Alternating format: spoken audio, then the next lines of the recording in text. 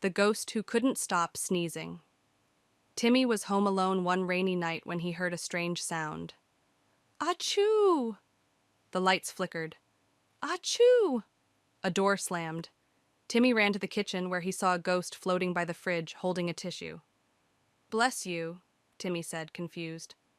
"Thanks," the ghost sniffled.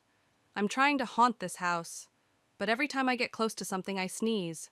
I guess I'm allergic to dust and scare tactics." Timmy gave the ghost some allergy medicine. "There, that should help." The ghost smiled. "Much better. Now, let's scare—" Ah-choo! He sneezed again and accidentally turned Timmy's pet hamster into a pumpkin. Timmy sighed. Maybe next time.